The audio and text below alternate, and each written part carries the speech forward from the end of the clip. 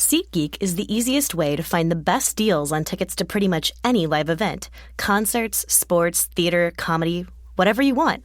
Download the SeatGeek app today and enter promo code SEATS to save $20 on your first purchase.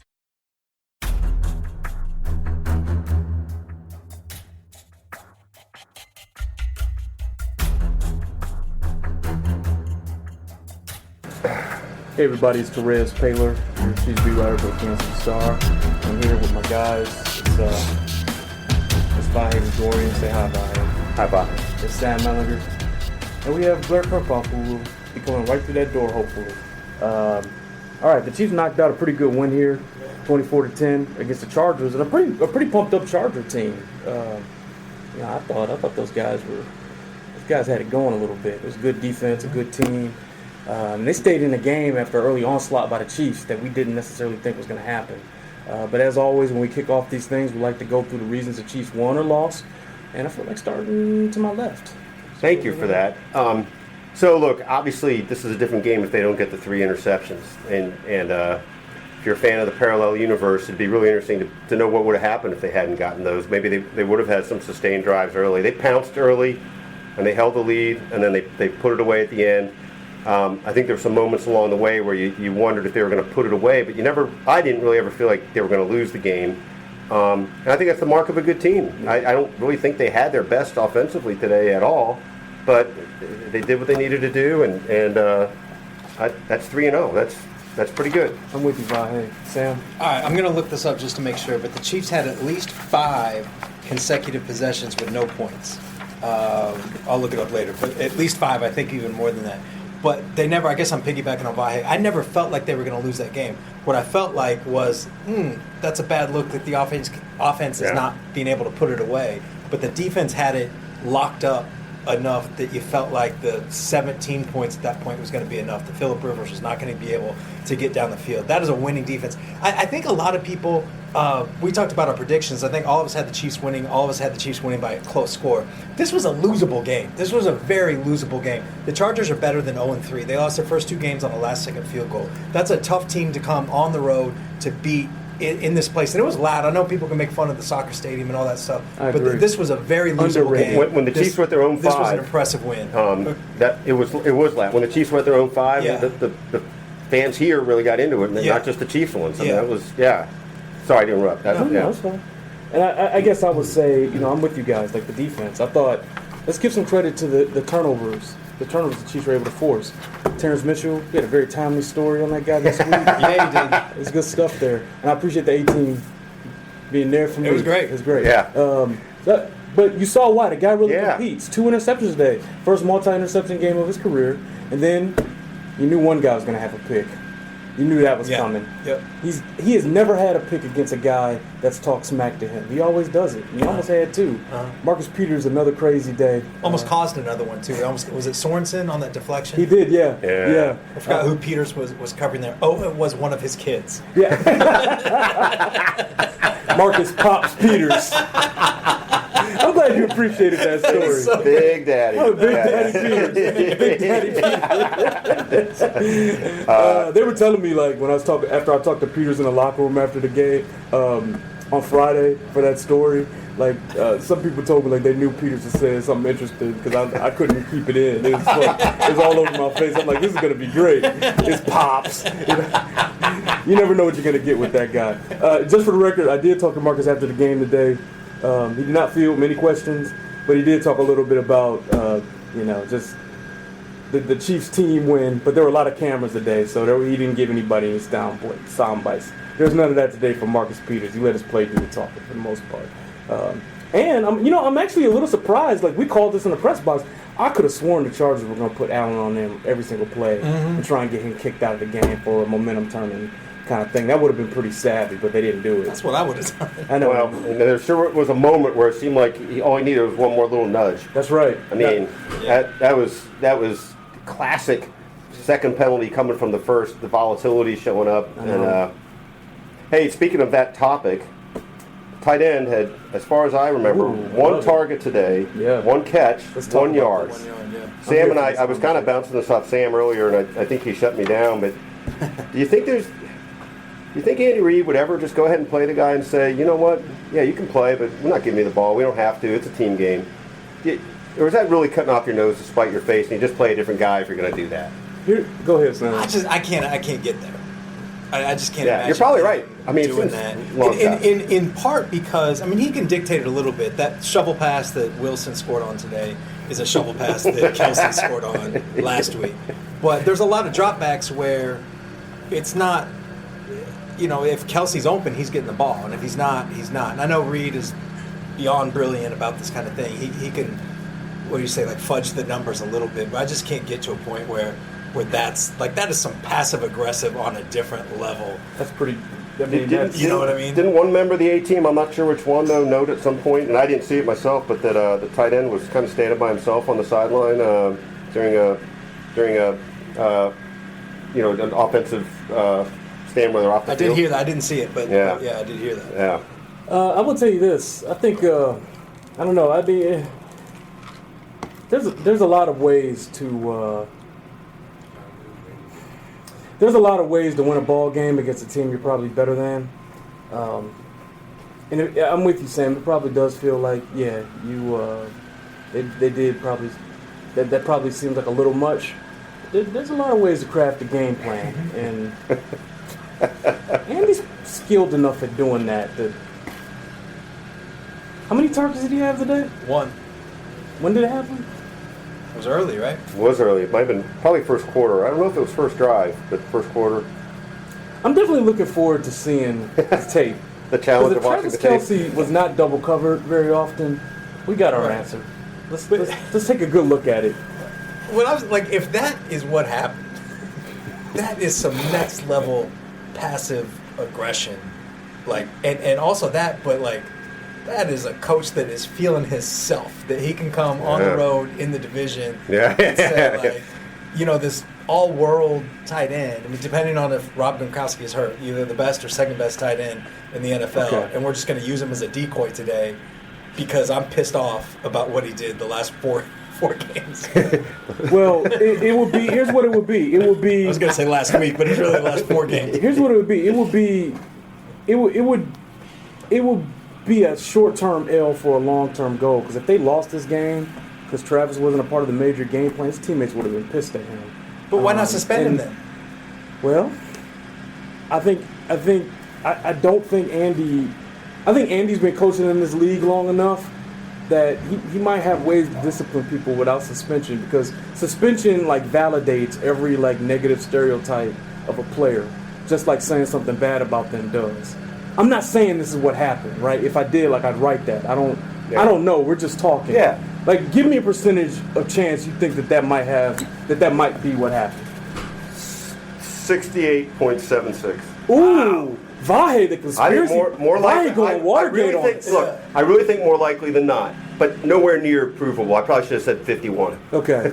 5%. Wow. Well, I'd say 20%, 18%. All right, so I'm maybe. way into the conspiracy That's here. okay. There's nothing wrong with that. But if you want to deliver the message, the game isn't about you. To a guy who wants the ball, wants the headlines, well, not. I don't know. That's a hell of a way to do wants it. something. Isn't it? That is next by the level. way, is he allowed to suspend him? He could do that if he wants. I guess if he wants, but would he have other issues to deal with if he actually suspended him? Other than the national association? narrative about Kelsey changing for the worse, those are very difficult. Those are very difficult to turn around when the coach is smart. He doesn't want to see it go that way. Yeah. When I said last week that we were very close to, we're close to that narrative about him changing the way he don't want it to go. And he know that too. And he know that. I'm just saying. I said 18%, so I'm more like you. Yeah. But I've seen enough in this league. That would be a strong move by the head coach. But I love your point too about it being just totally passive aggressive. Oh my God. What would be great would be that if it were that way. Of course, we're talking a lot about something we have no idea if it happened, and I'm the only one really with the conspiracy theory that believes it somewhat. But what would be better if he told Travis, "I'm going to play you, and we're not going to give you the ball"? Yeah.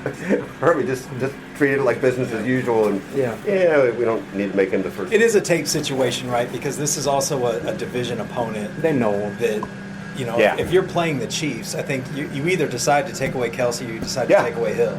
Yeah, That's how you do it. He's effective as a decoy. Yeah, right. Yeah, I mean, yeah. Hey, who was the leading Chiefs leading interceptor before today? Chris Jones. Yes, and Ron Parker was talking about that, how that could not go on any longer. Ron Parker being colorful. I'm here. Yeah, I'm here for that. That's all. I just wanted to transition. Sorry. No, that's good. Obviously, the one of the big stories of the game, before the game, a lot of players opted to peacefully demonstrate in a real hot button issue. You know, it's no secret that this country is divided right now politically. We know that, right? And I talked to Chris Conley about this afterwards, so I want you guys to hear me on this, okay? I talked to Chris. His father served in the military. I mean, Chris was born on a base. Right, he was born on a base. So if anybody should understand, just hear me on this. Let's try to have empathy for each other, right? Both ways. Let's try that while we briefly address this, because this was a storyline, like it or not. Let's try to have empathy for each other. Let's try not to judge each other. Let's try not to have as much emotion, be a part of something here. There are a lot of people who feel a lot of ways about this issue, and I'm not telling anybody that it's wrong, but you got to listen to each other for this whole world to be better, for this country to be better. And Chris Conley said that players all they got together before the game, and they felt a certain way about certain things the president said, and they decided to demonstrate peacefully about it, okay? That's their right as an American. They didn't do anything wrong in that sense. The coach knew it was going to happen. He supported them. The players felt supported. And I'm going to have that all in my story, but I just want you guys to understand the players who did it did not do that, from what I could gather, for any other reason than to demonstrate their right, their God-given right as an American, okay? Anybody got something they want to add to that, or couple quick things? And the thing, just listen. Just try to. Yeah, and the expression to be understood, first try to understand. I think that's what you're saying, and that's something you can pick up out of these guys today. And just a couple things. I talked to Justin Houston, who, I was on both knees, like in a tweet, right? I didn't think that through when I wrote that. He wasn't on both knees. He was praying. Mm-hmm. And Justin elaborated on that. It was very interesting, and I'll be writing about that in the column I'm writing. The other thing that we were all quite struck by was Alex Smith, who I thought was just such a classy guy, and certainly tried to be restrained and respectful, but making the point that the president is here attacking these guys for peaceful protests, and he couldn't even condemn neo-Nazis in Charlottesville. I think that kind of said a lot. I know Sam has thoughts about this, and Sam also wrote a really important piece, I think, about Clark Hunt that Sam somehow wrote before the game. And anyway, I don't know how you do it. He did it very quickly. It was so obvious to Sam. Yeah, it was. I watched that come together in 7 minutes. That was easy to write. When I graduated journalism school, I didn't think I'd be doing Facebook Live. When we started doing Facebook Live, I didn't think I'd be quoting Thomas Jefferson. But here we are. He said something like, "That neither breaks my leg nor picks my pocket." And there's a certain truth to that you let people do what they want, what they feel, what they feel's right. And I hope that the guys who kneel try to listen to the guys who stand about why they stand. I hope that the guys who stand try to listen to the guys who kneel and why they kneel. There's strong feelings on both sides. I just hope that there's some listening. Right now, it doesn't feel like there's much listening. There isn't much listening. Let me tell you something. I talked to a number of players about this, and as somebody who grew up in Detroit, I get it, right? A lot of these guys that are protesting, just try to hear me if this is something that feels like, if you feel disrespected by the action. And this is not necessarily me defending them, but I do understand where they're coming from, right? But I just try to understand this one thing. These are not people who want something bad for America. If anything, they want a better America. They don't want to go anywhere. They want this country to be better. A lot of people still believe in the promise of this country. This is the country that allowed me, 5'8", 200-pound high school defensive tackle, to still find a way to pursue a sport he loved and make a living at it, right? So take that to the next level. People grow up playing high school football. Somebody like Marcus Peters loves football, right? This is a country that lets him play. The people he loves. This is a country that lets him support. This job lets him support those people. He wants his community to be better. The people, you might say, okay, and we're going to change topics here in a second, but just the people, the players, you can say, you guys make so much money. How could you disrespect the country that's helping you make a lot of money? Just consider this too, guys. What about their family members? Many of whom still live in difficult environments where they don't have many advantages, okay? Things are not equal in this country, and they just want attention to be brought to their specific cause.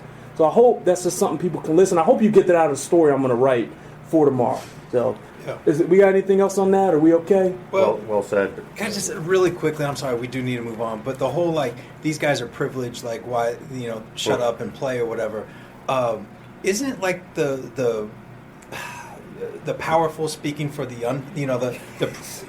people in a position of power speaking for those less fortunate? Isn't that like a pretty important thing? That is to me 100% the best point about this whole thing.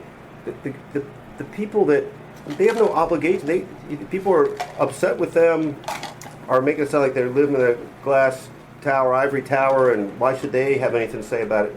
No, to me it's more noble, it's more significant. You're just saying, I still care about others. It's not just about me. That's of all the things I wish I could change in how people perceive things.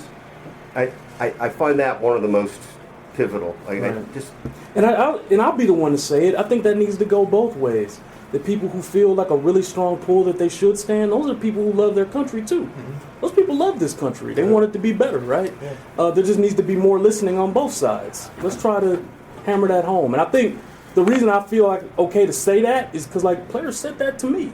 Chris Conley was very eloquent about this stuff. He was great. One really quick last thing on that, then I'll finally shut up. But I did talk to one Chiefs player who doesn't feel like commenting publicly right now, who's not really altogether in on this, but he sort of half-jokingly talked about how he'd like to see it be like the traditional football picture because they all get along this way, right? First row kneels, second row sitting, third row stand. And he kind of had fun with it. And his point was that ultimately we are all together. And they seem to be able to pull it off. And I think with sincerity, not that they all agree, but I think they figure we got a football game to play too. Right. Can we get a shout out to Blair Kirkhoff popping in? This is the hardest working man in sports right here. You guys covered it all, I'm sure, very well. I was glad. But the reason I'm late is because I was typing up a quick Alex Smith story, his comments after the game, which I thought I hadn't heard him speak to this. And he was, read it. Go to kansascity.com. We've got video and the story should be posted here in the next few minutes and hear what Alex Smith had to say about the protest and about President Trump.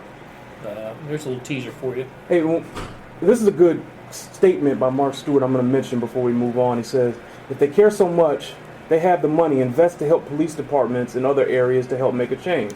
Okay.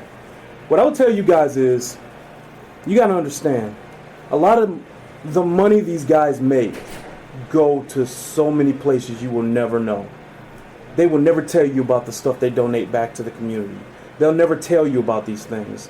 They don't feel that's not what it's about. It's about helping their communities.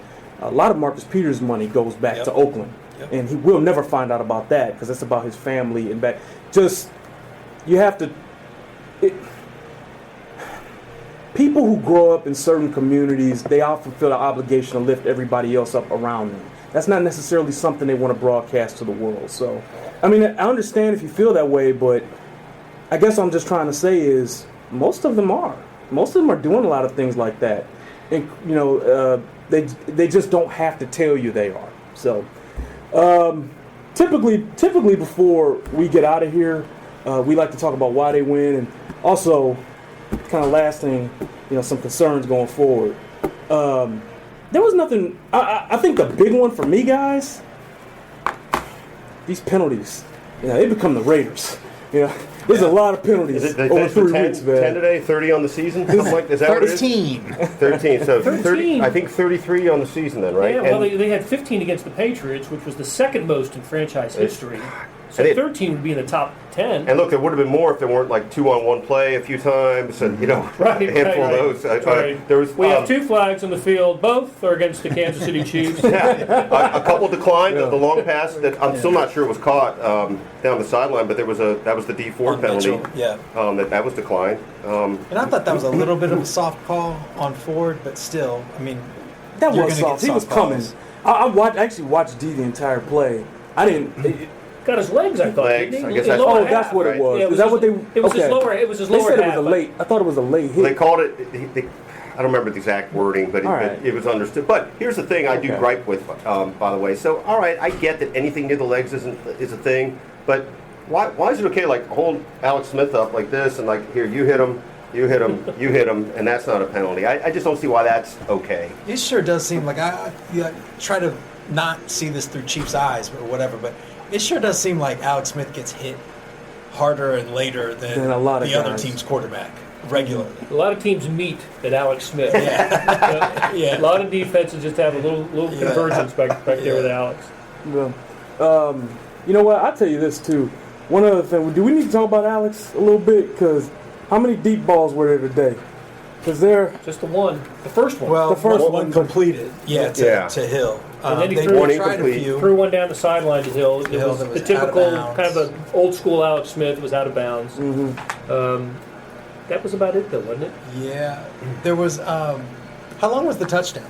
30. That was 30. It was a great ball. That was Yeah. a great ball. It was. It And, really was. and how about Andy Reid figuring out a way to get Tyreek Hill isolated on a damn linebacker? Yeah. Andy, Like, I still never That saw was it. Did he? amazing. Did he Feeling come? it, Did he man. get up on the left side of the field? I or- thought he did. I Right. haven't Okay, watched never- it again. Yeah, I haven't seen I it. thought he was left slot, but I wouldn't. That would swear explain to how he got on a linebacker, though. He started on the left Yeah. and ended up on the right side of the oh, field. But well, I'm not trying to drive the discussion, but we got to get out of here, Yeah, guys. yeah. We all have to write, by the way. You know, we. Oh, that paper. Yeah, it's just the paper, which is what we're paid to do, right? Right, guys? Yeah. Well, you get paid. Yeah. One more thing: the pass rush wasn't good enough. I'll tell you that right one now. sack, right? We had one sack. Late in the game. Justin Houston with a ferocious sack. And 5 sacks. Alex They gave Smith. up a lot of hits today. Alex took some They did punishment. get some pressure on Rivers, though. They yeah. did run. They Okay. got him out of the pocket a few times, and Rivers didn't have good numbers. Obviously, terrible numbers. Yeah. The 3 picks. If you get that statue out of the pocket, he's not effective. Right. They did a good job of that, I thought. Yeah, it did. All right. Final thoughts from each guy, real quick. Give me 2 sentences, Vahe. So-called trap game. Almost never in doubt that they were going to win. Really. Mm-hmm. So I mean, look, I think this. Why would you not think they're a really good team right now? I don't know if they're a Super Bowl team, but they are a really good team. I think. I thought I picked the Chiefs to win, and then I regretted picking them after I did. I thought, no, this is set up for them to lose. The way the Chargers had lost their first 2 games, they were going to come in angry and motivated and all that, and it was 14-0 before people sat down here. Which, by the way, I don't know if you guys talked about what this venue is. Not really. Interesting venue. I was We feeling were all it. kind of surprised. I loved it. I was I feeling thought it was really cool. It's really 25,000. The future of NFL stadiums should be That's brilliant, smaller, Blair. Smaller. You're right, Blair. 1,000,000%. Like, what if you built a stadium 40,000, 35,000, Yep. just like this, but like you make it like better, you make the concourses wider, Yeah. you give them the comforts, but like, believe it or not, if I was just Joe fan, I feel like I would pay for that. You're close. That's- you're so much closer, closer aren't to you? action. Yeah. As opposed it was loud. We had an open press box, and the noise level was great. pretty high. As opposed to like sitting way up high at Arrowhead, that's a horrific experience. We were literally half the height up that we normally are Yeah. at Arrowhead, I think, right? It And was closer. sleek. It was, Yeah. this is it. This Right. could be a little bit more about our experience than Chiefs anybody fans, else. come to this game next year. You get 2 more years here, right? You should. 18 and 19. Come and check this place out. You I think should. you'll like it. And I say it was about 60-40 Chargers to Chiefs fans today. That's blue to about red. right. That's a What- great take, Blair. One other little subtle thing about the stadium, I don't know what the architectural term for it is, but those like overhangs on the bleachers really keeps the noise in. It does. And Yeah. they have that the same thing at Sporting at Children's Mercy Park. I don't know what they call that, but it really keeps the noise in. I thought it was great. About the game, super impressive win. The penalties are an issue. They're an imperfect team, but if one of your concerns is are they peaking too early after week 3, that's a pretty good team. Yeah, I I agree. think these guys are really, really good. All right, I'm gonna wrap this thing up by just saying this: we made it through this entire thing without mentioning Kareem Hunt, which is amazing. Good. Rushed for 172 yards. A team after dark. Feels like it's our soundproof. It is, yeah. Look, the Emmitt Smith thing is ridiculous, and I almost felt horrific for saying it 2 months ago, but I feel great now. Because this guy, there's something. This is special. He is really good. Hey man, I guess we got to give credit to Dorse on that. Because remember when Dorse walked in the draft room with Kareem Hunt, he was like, this guy's a good football player. He was so pumped. He couldn't wait. He was pumped about the first 3 picks, and I think he nailed the first 3. I do. And an interesting thing on him is, people are going to remember the 69-yard run. He had 16 carries for a little over 100 before that. I know. His impact was he was blunting away with at those guys. Well before that. Against a defense that is not soft. No. Joey Bosa's made all the difference in the world on that defense. Because now it's Bosa and Ingram, which is a junior level Houston and like Hali in his prime, right? Like Bosa and Ingram's good.